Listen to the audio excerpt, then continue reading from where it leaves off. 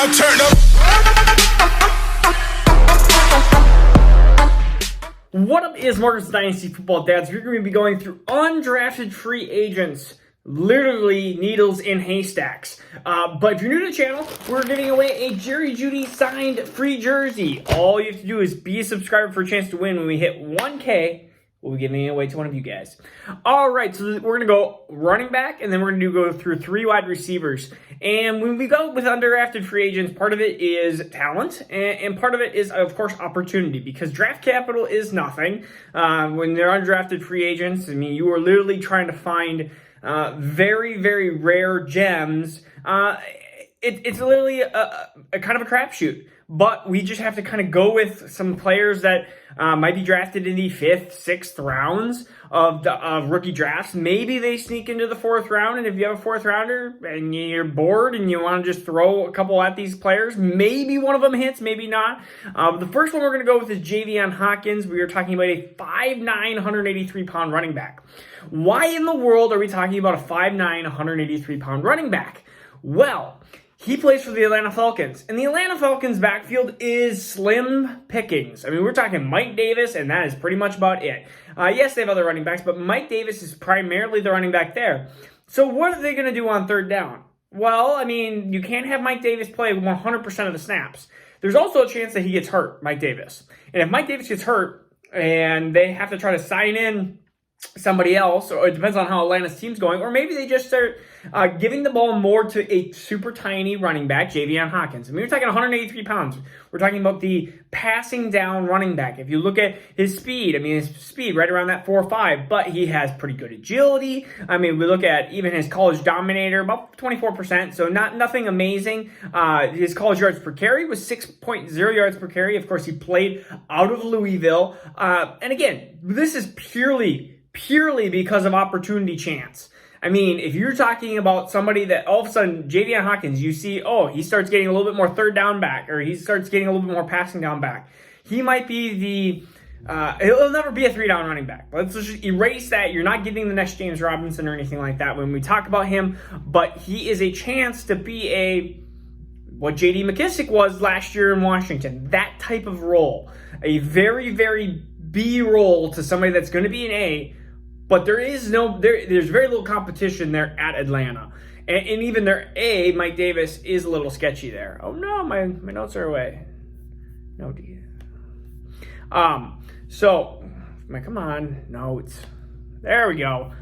I was like, I need to go through my other 3 players here, and all of a sudden my screen just went blank. What the heck is it doing? All right, anyways, it just is giving me all these error signs. What the heck? I just don't want there. Okay. No one move an inch.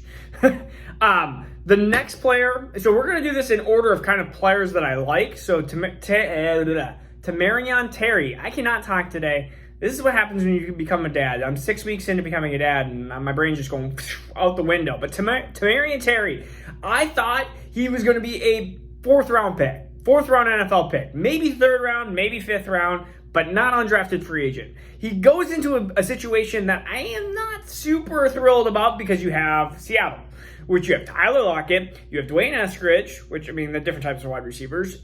You have DK Metcalf, ginormous DK Metcalf, and you have Cade Johnson there. I mean, it seems like they were just picking undrafted free agents, and they were just picking everybody. And they're like, hey, come to Seattle. Same with Los Angeles Rams. They're doing the same thing. They're drafting all these different wide receivers. But he's 6'3", 207 pounds. Tamarion Terry is raw. He's a prospect.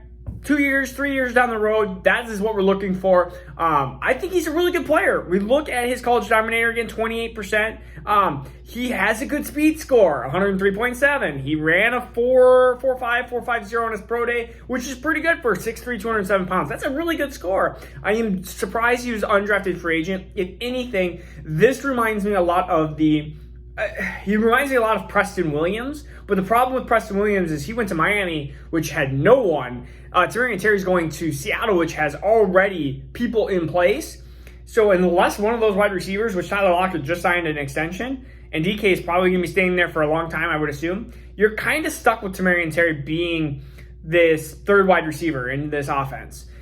I don't think I think Dwayne Eskridge might, and he's still got to battle with a second-round pick. That is the problem with Tamarian Terry.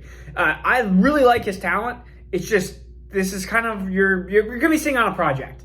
You draft him, and then what? You forget about him for 2-3 years, and all of a sudden maybe that Seattle offense changes, or they trade somebody away, or something happens where maybe Lockett gets hurt, or who knows what happens. DK actually gets let go or traded or something like that crazy. That's what you're looking for in this situation.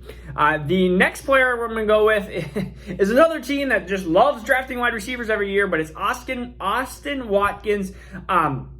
6'1", 209 pounds. We were talking about a player that I really, again, did like in this NFL draft coming up. I thought he was going to be a third-round pick. You look at some of his workout metrics, and you're like, that's not super great. He ran a 4.61. He had a 92.5 speed score, and so not even over 100. So, I mean, we're talking 45th percentile. He didn't test in burst or agility or anything like that, but he had over 30% dominator, so you're talking about 34% dominator. College share was 28%, so those are all really good things. Didn't have a breakout age, but just his ability to understand route running and be at the Senior Bowl and really showcase himself and his abilities there. I thought he was going to be a much higher drafted player. He goes to the 49ers offense, which if you look at Tamarian Terry, which I like better probably as overall prospect, but you look at Austin Watkins and why I have him ahead is because Austin Watkins has a better fit into that offensive scheme, because you have Debo, you have Brandon Ayuk. Austin Watkins can be more that outside receiver, while Debo can do more of that slot stuff.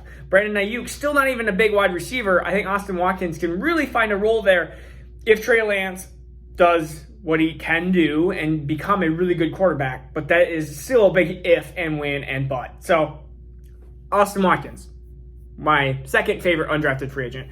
My favorite one, and this is because of the king of opportunity. When you have no one on that offense, no wide receivers there, besides Quintus Cephas, and besides now they just drafted Amon-Ra St. Brown, which is why I like him drafted even in the 4th round, which shows in the NFL past that 4th round receivers are usually not productive, or at least as much as 1 through 3, but why we're drafting Amon-Ra St. Brown so high is because of opportunity. Jared Goff has to throw to somebody. He's not going to just throw it all to Hawkinson and all to Swift in the backfield.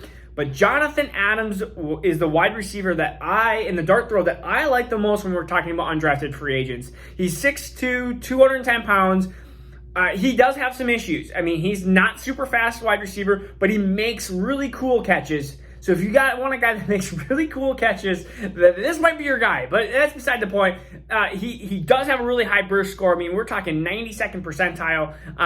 And his catch radius is a pretty good catch radius. I mean, his college dominator was above 60%. He had a breakout age as well, so it was 21.6, so a little bit older. But Jonathan Adams, again, smaller school out of Arkansas State. We are looking for that small school to maybe just... We talked about where do we find these late round guys. We see opportunity, we see draft capital, and we see small schools that dominated more of the small schools. That's kind of the big 3 things. Well, draft capital with any of these guys is going to be nothing. So their value is nothing. So now you have to rely on opportunity, and you have to rely on usually a small school that is being productive. Or there's actually another one, the big school, but the metrics played out, like Chase Claypool, who didn't have a really good, but he had high draft capital, where he didn't perform well in college, but he had all the metrics that said, wow, like this guy is a huge, fast, like is he a tight end? Is he a wide receiver? Like this guy's really good, at least metric wise. And so Jonathan Adams fits into the small school, doesn't have amazing metrics, but again, did well with his competition. I mean, I just look at his college stats here. Let's go 1,111 yards in 10 games. We're talking 79 receptions and 12 touchdowns in 10 games. At 22 years old, like we're talking about still dominating the competition. If he can roll any of this over into being the Detroit X wide receiver to Amon-Ra St. Brown, who's a better route runner, more defined, he's the better wide receiver overall. Jonathan Adams is more the project, the deep guy. They can show that they might be able to have 2-3 wide receivers. And Quintus Cephas, again, more of an inside-out guy. You need that X outside receiver. Jonathan Adams is that guy. So, again, These are dart throws. They all 4 might fail. There's a better chance of none of these undrafted free agents hitting versus any one of them hitting. So that's your chances. I mean, this is maybe like 20% chance, maybe 10% chance one of these guys hits, or one of any undrafted free agent hits. I mean, that's what you're talking about. And that's just a random number I just threw up. Maybe it's 5%, maybe it's 2%. It may be 1%. Who knows? It's just not that very likely. So your chances are you better draft people that are in the NFL draft. Those are going to be more likely than some of these guys. But again, if you're getting into these later rounds, these are guys that you have to start thinking, going, hey, I might want to draft a Jonathan Adams Jr. or Austin Watkins, because there's opportunity there, and they might be able to fit into that role versus a Tutu Atwell, which I have no idea what in the world and why he was drafted in the 2nd round. I'm sorry for you Tutu Atwell lovers. All right, this is Marcus Dynasty Football Dads. We will see you tomorrow. Take care. Peace out. Jerry Judy Jersey. Peace out. Now turn up.